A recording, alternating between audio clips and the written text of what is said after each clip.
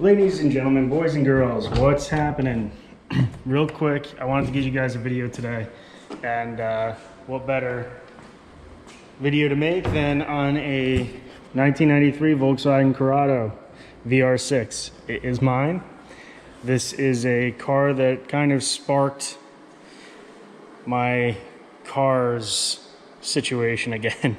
I bought one, it was a piece of junk, and part of this video is pretty much just letting you guys know the same thing. Do not buy a piece of junk Corrado. You are gonna get what you pay for. Save your pennies, get the $10,000 to $12,000 one if you could find one, or get one that is a higher priced one that is complete. Don't get one that's missing stuff, don't get one that has problems. It is going to just, I've seen it way too many times where people buy a Corrado, it's got problems and it just sits. It gets super unmotivating when you can't find parts, you can't afford the parts, whatever the case is.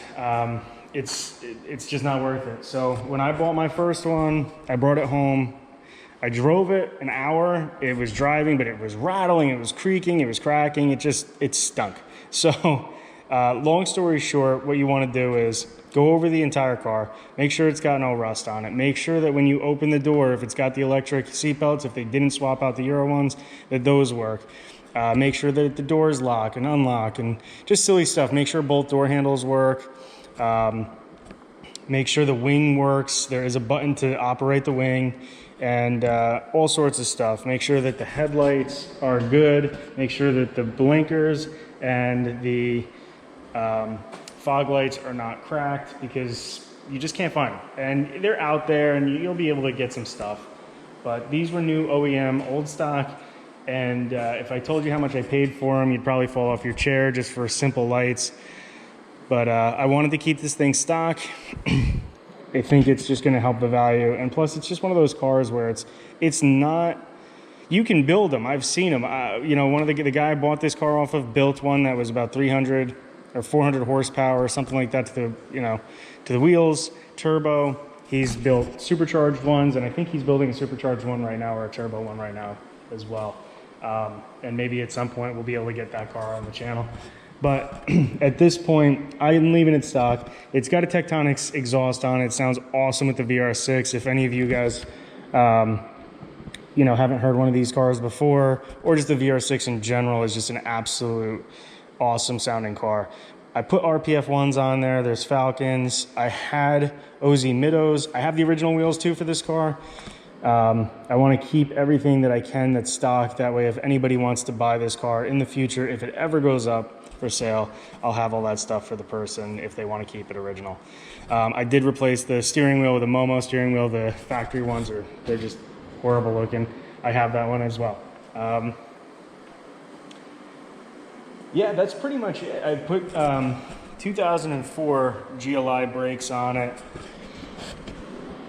It makes a huge difference. I would highly recommend it. Just check out the interior real quick. You got gray dot interior. I apologize for its filthiness. I actually drive this car. Took it to a few events this year. Fall foliage cruise, which was awesome. That's by Euro Parts. And had a lot of fun. Had a little bit of trouble keeping up with some of the bigger, faster cars. Newer, faster cars, I should say. Let's see if I can get this open with one hand. But other than that, it did good. Okay, there we go. Just wanted to show you. Okay, sorry about that. The VR6 hood, like I said, I gotta detail it for its winter storage, but didn't do anything. Replaced spark plugs, new battery. It's a pretty cool car as is. So the grill, I think I replaced that as well. I have another one, but that's what I'm saying. Look for all this stuff. Look for if the engine was messed with. Actually on this side, you really can't see it. You want to take a look at the engine if you're buying one of these and make sure that side's dry. If that's all wet and covered, you're going to probably have some issues. If it's got oil leaking from there, they are known for that. And you kind of want to stay away from any of that stuff. Like I said, if you have intentions and you've really thought this through and you figured out your budget and all this stuff and you're ready to spend $50,000-$60,000 on a car, then fine, buy one that needs some work. They're all going to need work, and I wouldn't say the engine situation is something to deter you from, but some of the other stuff, like the electronic stuff, if you're having problems with it, find one that's not having problems with it. That's about it. I mean, like I said, make sure that the wing works. If the wing doesn't work, that might be a difficult part to find. Make sure all this stuff works on the inside of the car.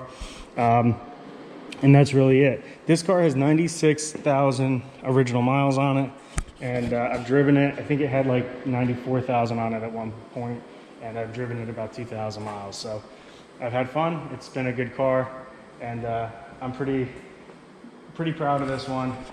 But like I said, my biggest piece of advice to you is find one that's in good shape. Spend the extra money. Don't cheap out unless you're prepared to spend $50,000, $60,000, $70,000 getting the car back on the road.